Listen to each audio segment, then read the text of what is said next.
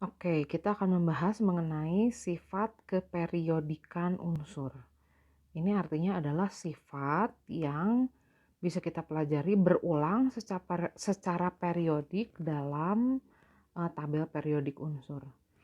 Nah, yang disebut sifat-sifat periodik yang akan kita pelajari ini adalah yang pertama, kita akan melihat sifat yang disebut jari-jari atom. Nah, jari-jari atom ini adalah jarak dari, nah kalau kita misalkan ini adalah inti atom dan ini adalah kulit-kulit elektron. Nah, yang disebut jari-jari atom itu adalah jarak dari inti atom ke elektron valensi atau jarak dari inti atom ke kulit terluar. Nah, ini disebutnya jari-jari atom. Seandainya saya gambar seperti ini berarti artinya adalah suatu unsur dengan dua kulit elektron. Nah, kalau misalnya saya gambarkan satu lagi, ada unsur yang kedua, ada unsur seperti ini. Nah, ini unsur yang menempati 3 kulit elektron, yang elektronnya menempati 3 kulit. Nah, makanya akan disebut jari-jari adalah seperti ini. Nah, ini sudah terlihat dengan jelas bahwa unsur yang memiliki kulit elektron lebih banyak itu otomatis ukurannya lebih besar. Jadi kalau misalnya kita punya unsur misalkan unsur bernomor atom 9 misalnya ya. Unsur bernomor atom 9, unsur fluor misalnya. Konfigurasi elektronnya kan konfigurasi elektron Niels Bohr-nya begini. Kalau kita bandingkan dengan unsur bernomor atom 17 misalnya, klor, konfigurasi elektronnya seperti ini. Nah, ini udah terlihat jelas nih, pasti ukuran bola atom Cl itu lebih besar daripada bola atom F. Nah, tapi bagaimana kalau kita punya ion? Misal kita punya unsur F dan ion F-.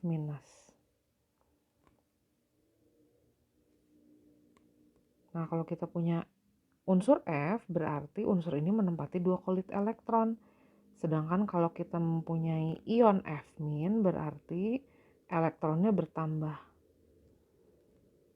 Nah, manakah yang lebih besar? Kalau kita lihat unsur F berarti dia punya 2 kulit elektron.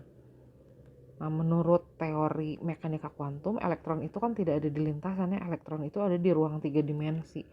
Jadi sebenarnya elektron itu berada di orbital yang bentuknya sudah sesuai dengan bilangan kuantum azimutnya. Nah, ini ada awan elektronnya. Sementara kalau F- itu tentu awan elektronnya akan lebih banyak karena elektronnya sendiri juga lebih banyak. Jadi udah jelas jari-jarinya itu akan lebih besar jari-jari ion F-.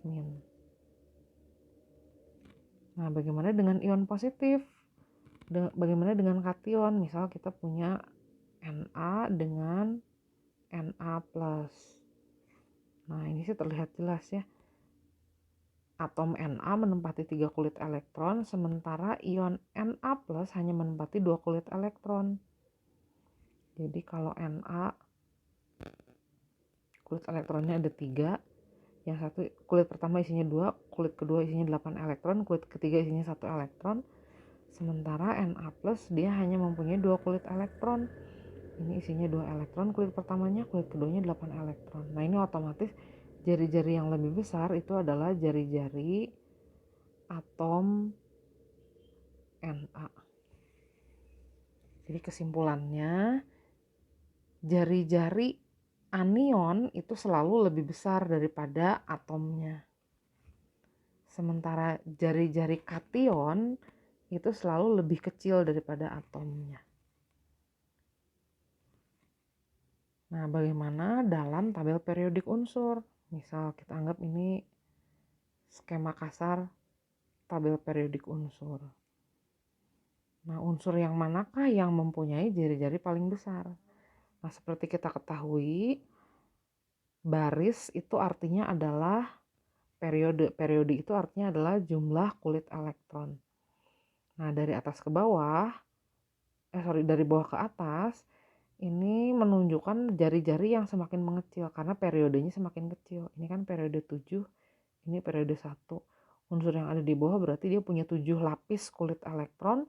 Unsur yang di atas berarti hanya punya 1 kulit elektron. Jadi otomatis jari-jari unsur-unsur itu dalam tabel periodik unsur makin ke atas makin kecil. Nah, bagaimana kalau unsur-unsur seperiode dari kiri ke kanan? Nah, misal kita bandingkan saja ya. Misal kita punya unsur di sini ada boron golongan 3A, ada karbon dan nitrogen misalnya. Boron nomor atomnya 5, karbon nomor atomnya 6, nitrogen nomor atomnya 7. Nah, ketiga unsur ini berada di periode yang sama. Berarti jumlah kulit elektronnya sama. Periodenya sama. Nah, yang beda itu apanya? Yang beda itu ternyata adalah jumlah protonnya. Kalau kita perhatikan ini jumlah protonnya 5, ini jumlah protonnya 6, yang ini jumlah protonnya 7. Nah, logikanya proton itu kan ada di inti atom. Jadi kalau boron dia punya 2 lapisan kulit elektron. Nah, ada 5 kekuatan proton yang menarik elektron ke arah inti. Ingat, elektron itu kan bermuatan negatif, sementara proton muatannya positif. Nah, ada 5 kekuatan proton yang menarik elektron ke arah inti. Gaya tarik elektronnya dipengaruhi oleh 5 proton. Sedangkan kalau karbon, dia punya 6 proton. Jadi muatan positifnya ada 6. Kulit elektronnya sama-sama 2. Elektron juga sama ketarik ke inti.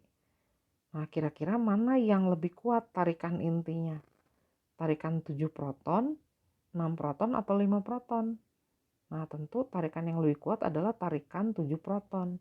Jadi, jari-jari yang paling besar di antara ketiga unsur ini adalah jari-jari boron.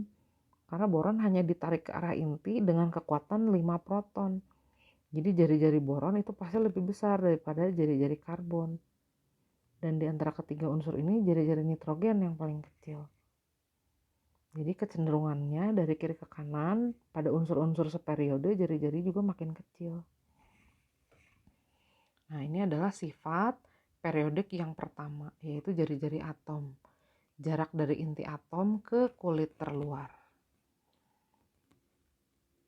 Nah, sifat keperiodikan yang kedua yang akan kita bahas adalah energi ionisasi. Energi ionisasi ini adalah energi untuk melepas satu elektron dari kulit terluar. Disebutnya energi ionisasi. Nah, yang nanti akan ada energi ionisasi pertama, itu artinya energi untuk melepas satu elektron terluar, itu disebutnya energi ionisasi pertama. Nanti kalau kita mau melepas elektron yang kedua, itu disebutnya energi ionisasi kedua. Itu disebutnya EI1. Kalau kita mau melepas elektron yang kedua, berarti kita sebut EI2 dan seterusnya. Nah, biasanya yang dibahas adalah energi ionisasi per satu atom dulu atau energi ionisasi pertama dulu. Nah, sekarang kita bandingkan. Misal, kita punya unsur natrium yang konfigurasi elektron Niels Bohr-nya begini dengan unsur misalnya rubidium. Konfigurasi elektron Niels Bohr-nya begini.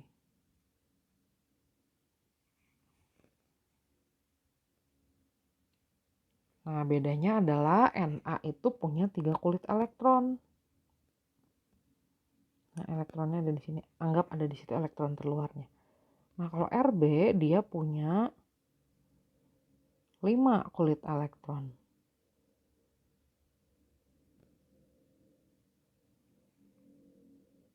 Nah, pertanyaannya, manakah elektron yang lebih gampang dilepas? Elektron dari Na atau elektron dari Rb? Nah, mempertimbangkan jaraknya, di sini kan tentu ada protonnya di inti atom. Jarak antara proton ke elektron dalam natrium itu jaraknya lebih dekat dibandingkan jarak proton pada rubidium dengan elektron terluarnya. Nah, otomatis gaya tarik elektronnya itu lebih kuat pada natrium. Jadi natrium lebih susah melepaskan elektronnya karena protonnya nahan elektronnya supaya nggak lepas. Sementara rubidium elektronnya itu jaraknya jauh dari inti. Jadi kekuatan inti untuk menarik elektronnya atau mempertahankan posisi elektronnya itu lebih lemah. Jadi elektron pada rubidium lebih gampang dilepas. Elektron terluar lebih gampang dilepas. Jadi kesimpulannya, energi untuk melepas satu elektron pertama dari natrium itu lebih besar daripada energi untuk melepas satu elektron pertama dari rubidium. Energi ionisasi Na lebih besar dari energi ionisasi Rb. Nah, jadi kesimpulannya kalau dalam tabel periodik unsur, anggap ini skema kasar tabel periodik unsur.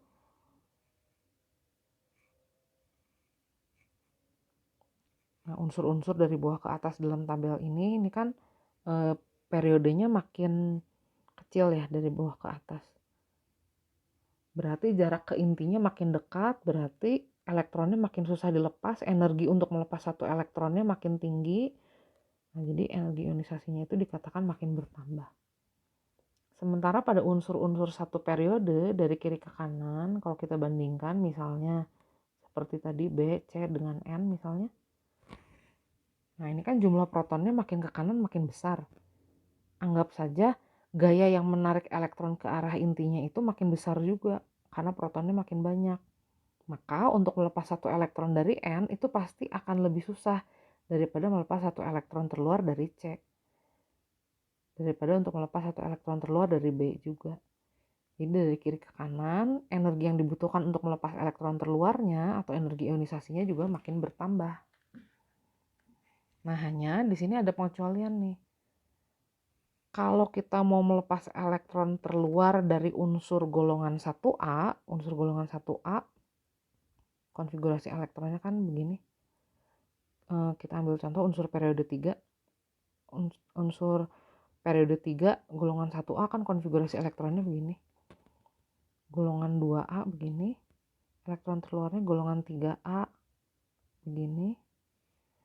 Golongan 4A begini. Golongan 5A, saya gambar di bawahnya begini. Golongan 6A pada periode yang sama, konfigurasi elektron terluarnya gini. Golongan 7A, golongan 8A. Nah, kalau kita gambarkan diagram elektron terluarnya seperti ini. Golongan 1A, kalau golongan 2A begini. Nah, golongan 3A elektron terluarnya ada di dua subkulit S dan P. Golongan 4A elektron terluarnya juga ada di dua subkulit, di 3S dan 3P. Unsur di golongan 5A ini diagram elektron terluarnya.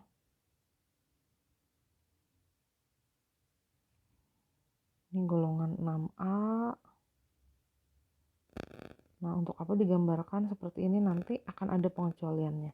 Kita sementara ini tahu makin besar golongannya atau makin banyak jumlah elektron valensinya kan seharusnya unsur-unsur yang seperiode itu energi ionisasinya makin besar ya.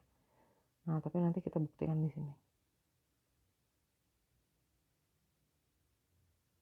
Ini agak nggak jelas, saya pindahin ke bawahnya aja ya supaya nggak bertumpuk. Gambarnya agak ke bawah ini. Ini untuk ini ya.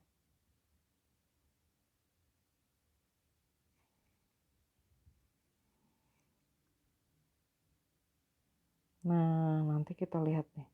Kalau kita mau melepas satu elektron terluar dari unsur golongan 1A, tentu kita akan melepas elektron yang ada di subkulit 3S ini. Nah, kalau 2A berarti kita melepas elektron dari sini. Nah, untuk melepas elektron pertama dari golongan 2A tentu akan lebih susah karena kita harus mempertimbangkan di sini ada dua elektron yang harus mengatur kembali posisinya supaya tetap stabil. Nah, kalau untuk golongan 3A, kalau kita ambil elektron terluarnya, anggaplah ini dilepas, maka konfigurasinya akan menjadi konfigurasi elektron yang stabil, tersisa 2 elektron. Nah, makanya untuk melepas elektron pertama dari unsur golongan 3A itu akan lebih mudah daripada melepas satu elektron pertama dari golongan 2A. Nah, jadi energi ionisasi pertama golongan 3A itu justru lebih rendah daripada golongan 2A, mempertimbangkan efek kestabilannya. Nah, kalau kita mau melepas satu elektron dari golongan 4A, berarti nanti akan ada 4 elektron yang akan mengatur kembali konformasinya supaya tetap stabil. Ini lebih susah tentu. Nah, untuk melepas satu elektron dari golongan 5A, ini kalau dilepas satu, justru kan konfigurasinya jadi malah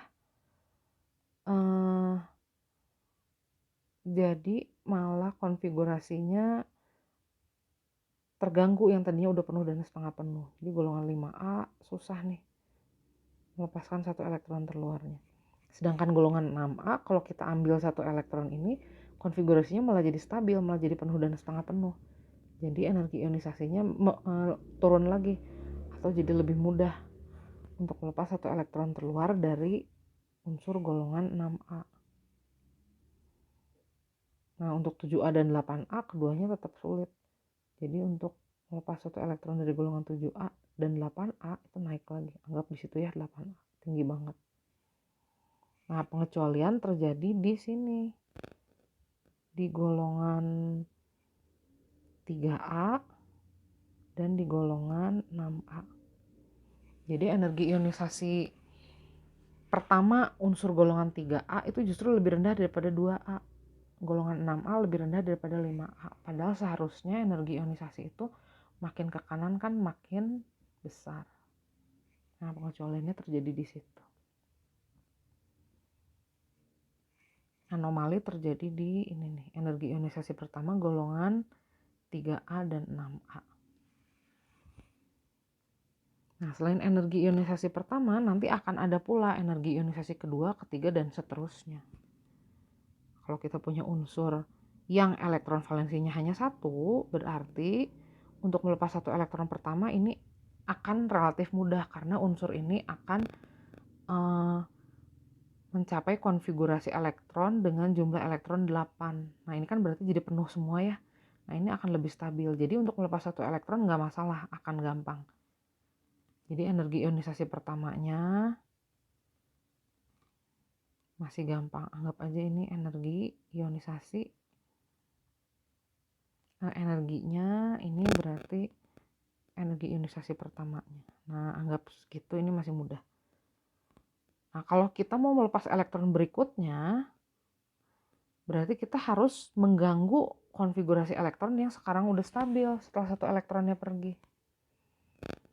Nah, otomatis energi ionisasi ini mengganggu kestabilan, jadi tinggi banget atau prosesnya pasti susah banget. Nah, jadi terjadi lonjakan energi ionisasi kedua pada unsur golongan 1A. Jadi untuk melepas energi keduanya dibutuhkan energi yang jauh lebih banyak. Nah, kalau pada unsur golongan 2A misalnya Mg, ini agak sedikit berbeda karena untuk melepas satu elektron pertama itu masih oke lah ya, masih bisa karena memang nggak stabil jumlah elektron valensi terluarnya, ada 2, nggak penuh nih elektron valensi di kulit terakhirnya, jadi gampang. Kalau kita gambarkan dengan grafik, energi ionisasi pertamanya itu kita anggap mudah. Nah, untuk melepas elektron yang kedua itu juga ternyata tidak akan terlalu sulit, memang lebih tinggi tapi tidak terlalu sulit. Alasannya adalah karena kalau dilepas 2 elektron dari Mg, maka konfigurasinya akan menjadi penuh. Nah, itu lebih stabil dan itu lebih disukai. Tapi waktu kita mau melepas elektron ketiga, kita akan mengganggu konfigurasi elektron yang sudah stabil. Nah, disitulah akan terjadi lonjakan energi ionisasi. Nah, jadi dari grafik lonjakan energi ionisasi kita bisa meramalkan suatu unsur itu ada di golongan berapa. Kalau misalnya unsurnya golongan 3A, elektron yang pertama dan kedua dilepas hingga ketiga, itu pasti akan mudah. Jadi melepas 1 elektron, 2 elektron, 3 elektron itu pasti mudah karena unsurnya akan cenderung mencapai kestabilan atau konfigurasi yang lebih penuh. Jadi EI 1, 2, dan 3-nya walaupun naik tidak akan terlalu ekstrim pasti. Nah, ini data bisa dilihat, tinggal googling aja energi ionisasi atom Al. Nah, nanti kelihatan datanya. Begitu kita mau melepas elektron yang keempat, tentu kita akan mengganggu konfigurasi elektron yang tadinya penuh.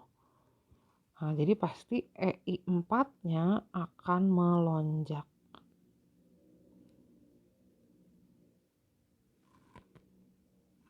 Nah, kalau misalnya ada gambar seperti ini, ada suatu unsur, energi ionisasi 1, 2, 3, 4, sama 5-nya kita amati. Nah, kalau ternyata bentuknya seperti ini, kita lihat. Nah, begitu energi ionisasi kelima misalnya terjadi lonjakan, tahu-tahu jadi segitu.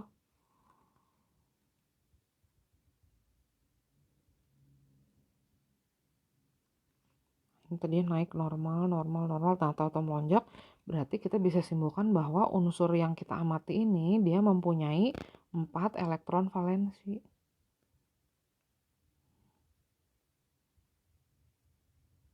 Soalnya begitu elektron kelima dia melonjak drastis, jadi unsur ini ketahuan nih dia golongan 4A. Nah, unsur golongan transisi nggak diamati sih di sini ya, hanya yang golongan A aja. Nah, ini adalah energi ionisasi, energi untuk melepas satu elektron terluar. Kecenderungan energi ionisasi itu kalau dalam tabel periodik unsur, makin besar jari-jari atomnya, energi ionisasinya itu akan makin kecil atau makin mudah melepas elektronnya. Nah, kalau makin kecil jari-jari atomnya, berarti energi ionisasinya akan makin besar. Makin banyak jumlah protonnya, energi ionisasinya itu akan makin besar seharusnya, karena protonnya makin banyak.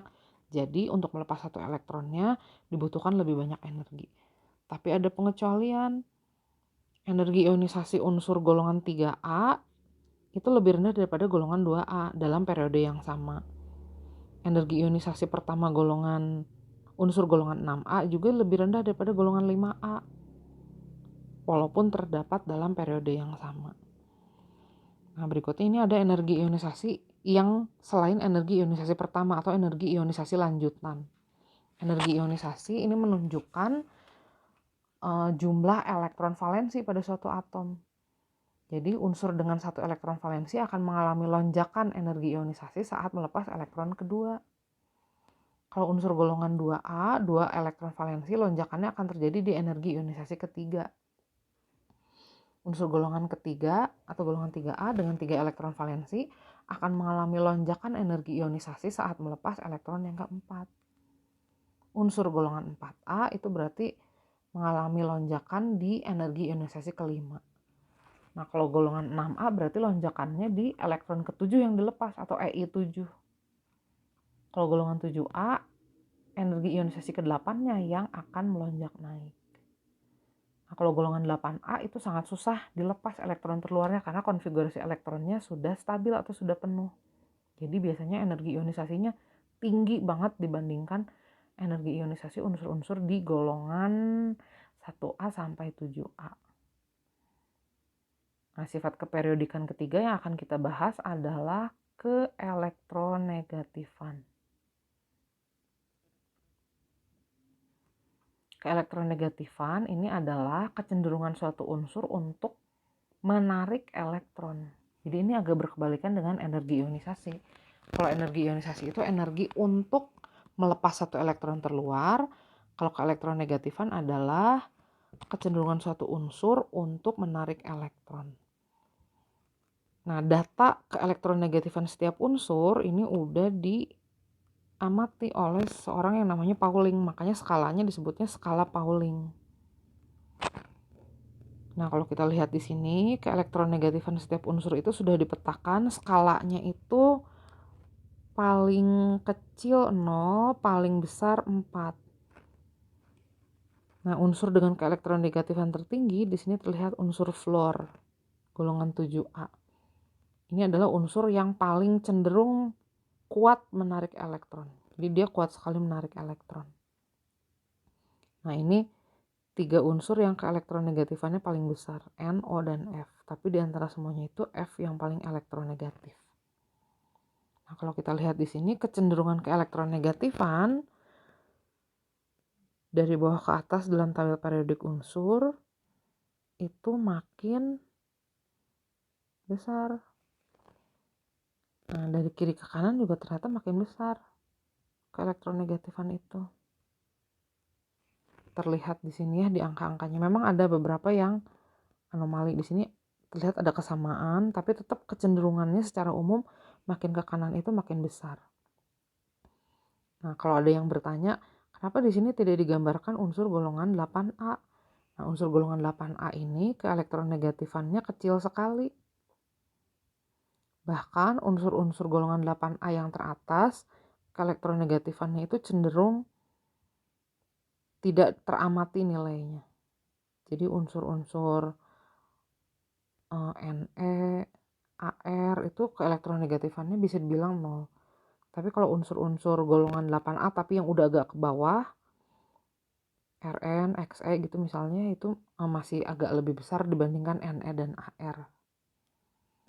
Nah, ini keelektronegatifan. Kecenderungan suatu unsur menarik elektron. Hanya diamati sampai golongan 7A. Karena golongan 8A keelektronegatifannya sangat kecil. Nah, sifat berikutnya yang akan kita pelajari adalah afinitas elektron. Afinitas elektron ini adalah kecenderungan suatu unsur untuk menarik elektron, tapi dinyatakan dalam satuan energi. Jadi energi yang terlibat dalam penarikan suatu elektron oleh suatu atom. Jadi energi yang dibutuhkan untuk narik satu elektron ke arah atom yang bersangkutan. Nah, datanya juga sudah tersedia di sini. Datanya hanya untuk golongan A atau golongan utama, blok S dan blok P. Nah, di sini kalau ada tanda negatif, ini artinya apa? Negatif di sini artinya bukan kurang dari 0. Ini artinya unsur yang bersangkutan kalau menarik elektron itu memancarkan atau mengeluarkan energi sebanyak sekian atau min 73. Ini satuannya biasanya kilojoule per mol. Nanti kita pelajari ya satuannya, kenapa ada mol itu nanti ya. Nah, di sini ada unsur yang keelektronegatifannya positif nih, seperti Ne contohnya. Ini artinya unsur ini harus diberi energi sebanyak 29 kilojoule supaya dia bisa menarik elektron. Nah, jadi gitu ya. Kalau negatif itu artinya malah unsurnya menghasilkan energi kalau menarik elektron.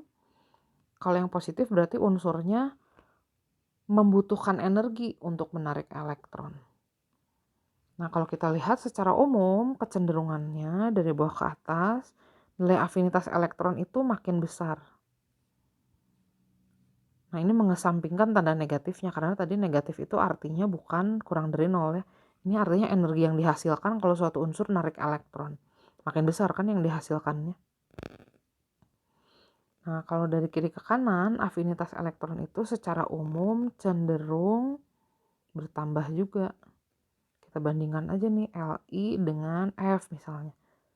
Li itu menghasilkan 60 kilojoule energi waktu dia narik elektron. Sementara F menghasilkan 328 kilojoule energi waktu dia menarik elektron.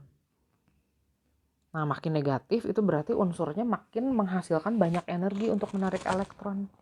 Makin negatif berarti unsur yang dimaksud itu makin cenderung menarik elektron. Jadi dia menghasilkan energi yang banyak waktu narik elektron, berarti dia cenderung bermuatan negatif. Nah, kalau yang energi ionisasinya kecil itu biasanya unsurnya sulit untuk menarik elektron. Dia lebih mudah melepaskan elektron. Nah, ini masuk akal karena unsur dengan posisi kiri bawah kan berarti energi ionisasinya rendah ya. Kalau kita ingat yang tadi, berarti dia lebih mudah melepaskan elektron terluar. Nah, di sini ada pengecualian unsur golongan 2A itu afinitas elektronnya semua bertanda positif. Ini artinya unsur golongan 2A itu butuh energi baru dia bisa menarik elektron, atau unsur golongan 2A hampir tidak mungkin menjadi anion atau menjadi ion negatif karena dia sulit sekali menerima atau menarik elektron. Dia butuh energi. Nah, golongan 8A juga gitu. Afinitas elektronnya positif, jadi artinya untuk menarik elektron atau untuk menjadi ion negatif, dia malah butuh energi. Ya, yang perlu diingat dari afinitas elektron, makin negatif nilainya berarti unsur tersebut makin mudah atau makin cenderung menjadi anion. Tapi kalau makin besar dia makin susah melepas elektron. Jadi dia lebih mudah menjadi kation. Nah, sifat berikutnya yang akan kita pelajari adalah kelogaman. Sifat nomor 5 adalah kelogaman. Nah, secara umum sifat logam itu makin ke bawah makin kuat, makin ke kanan makin lemah. Nah, kalau kita lihat begini nih ilustrasinya. Nih ya, kelihatan di sini. Yang warnanya kuning itu adalah unsur-unsur non-metals atau non-logam. Posisinya sebelah kanan ya, unsur-unsur non-logam. Kecuali hidrogen. Hidrogen non-logam tapi dia elektron valensinya 1, jadi dia ditaruh di golongan 1A. Nah, yang warnanya ungu ini adalah unsur-unsur logam. Kalau yang warnanya biru tua, ini adalah unsur-unsur logam transisi, logam golongan B. Sementara yang warnanya biru muda ini unsur golongan transisi dalam. Nah, di sini ada unsur-unsur yang dikasih warna hijau. Ini adalah unsur-unsur peralihan atau disebut unsur metaloid. Jadi unsur ini sifatnya peralihan antara logam dan non-logam. Jadi pada kondisi tertentu dia bisa bersifat logam. Logam itu artinya unsur yang energi ionisasinya rendah atau dia cenderung melepaskan elektron. Sedangkan non-logam itu adalah unsur yang cenderung menarik elektron. Nah, unsur-unsur metaloid, boron, silikon, germanium, arsenik, stibium, atau antimoni dan telurium, ini adalah unsur-unsur yang pada kondisi tertentu dia melepas elektron atau pada kondisi tertentu dia bersifat logam, dan pada kondisi yang lain dia bersifat non-logam. Jadi pada kondisi tertentu dia cenderung menarik elektron gitu. Ini tentang sifat kelogaman.